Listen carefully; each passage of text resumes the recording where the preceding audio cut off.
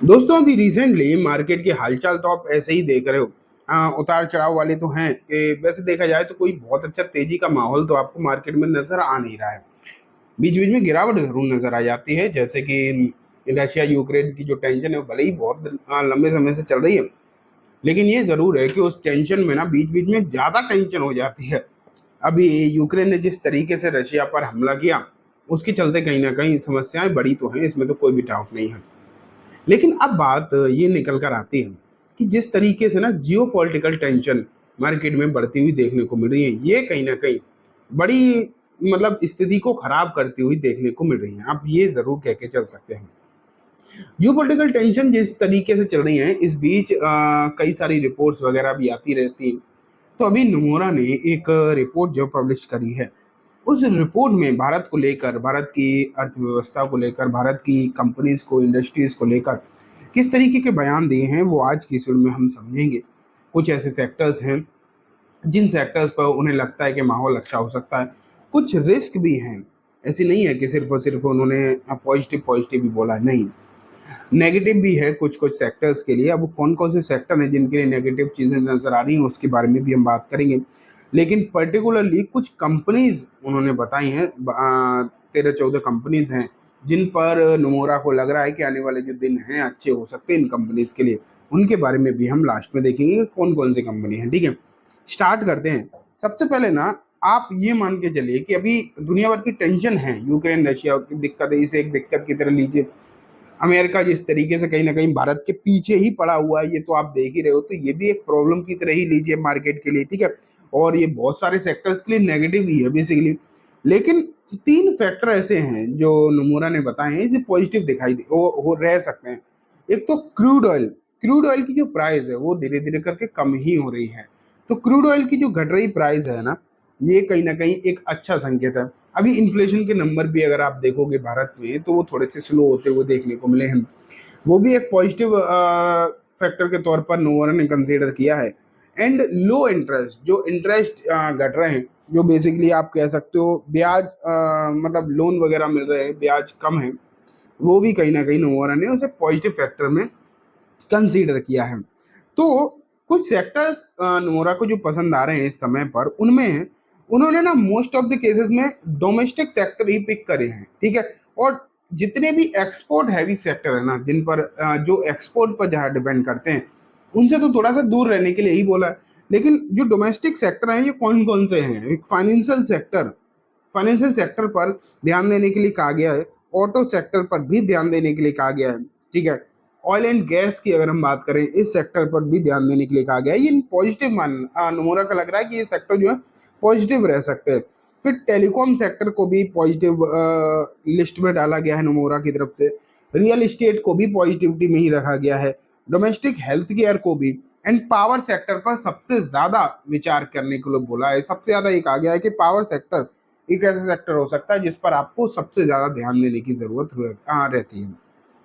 तो ठीक है, ये कुछ सेक्टर हो गए जिन पर नमूरा को लगता है पॉजिटिव। लेकिन जैसे कि मैंने बोला कि सिर्फ पॉजिटिविटी ही नहीं, रिस्क की भी बात निकल कर आती है। ये भी कहा जा रहा है कुछ सेक्टर पर रिस्क दिखाई दे रहे हैं, जिसमें कि आईटी सेक्टर है, जो कि हम सब जानते हैं अमेरिका एंड यूरोप के ऊपर ज़्यादा डिपेंड करता है आईटी सेक्टर। तो आईटी सेक्टर को थोड़ा सा अवॉइड करने के लिए बोला गया है। मेटल सेक्टर को भी अवॉइड करने के लिए बोला गया है, क्योंकि टैरिफ की जितनी भी धमकियां आ रही हैं आजकल, वो मेटल से रिलेटेड ही हैं।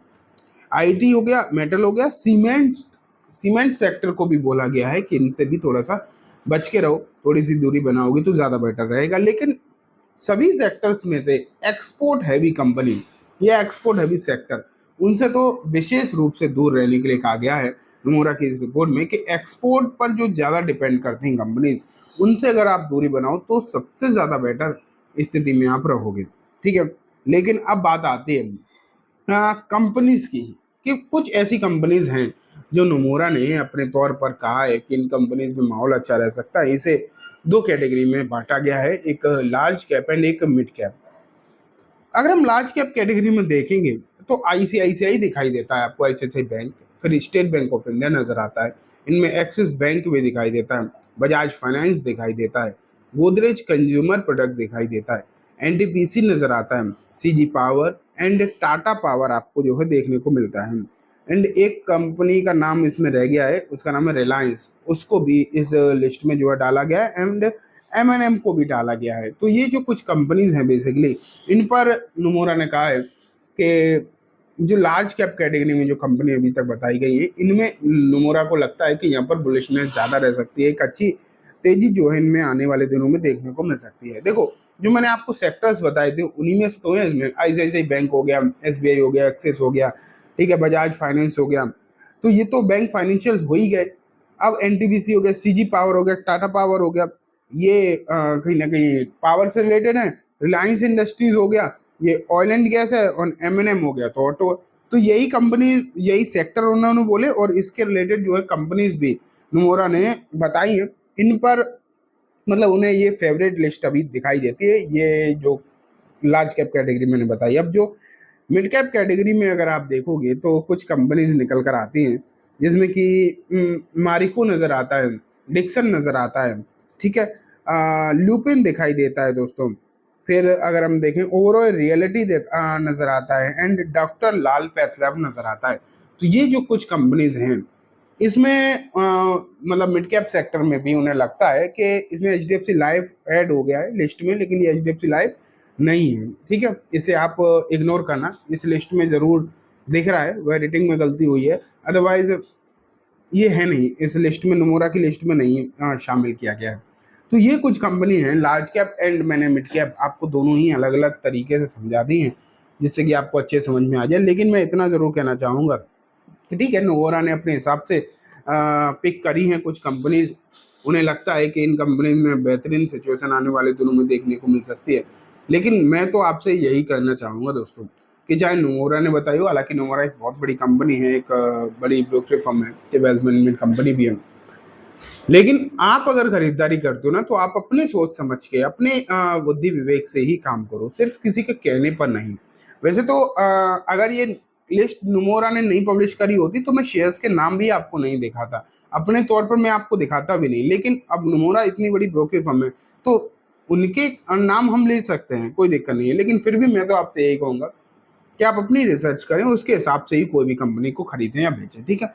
तो चलिए दोस्तों, आज की इस वीडियो में बस इतना ही। उम्मीद है वीडियो पसंद आई होगी। वीडियो अच्छी लगी हो तो इसे लाइक करना, चैनल को भी जरूर सब्सक्राइब करना, जाते थे बेल आइकन भी दबाना, जिससे कि जब भी मैं कोई वीडियो डालूँ आपके पास नोटिफिकेशन आ जाए। एंड दोस्तों, वीडियो सिर्फ एजुकेशन इन्फॉर्मेशन पर्पज से है, तो इसे किसी भी तरीके की बाइंग सेलिंग के रिकमेंडेशन के तौर पर बिल्कुल भी ना देखें। Thank you.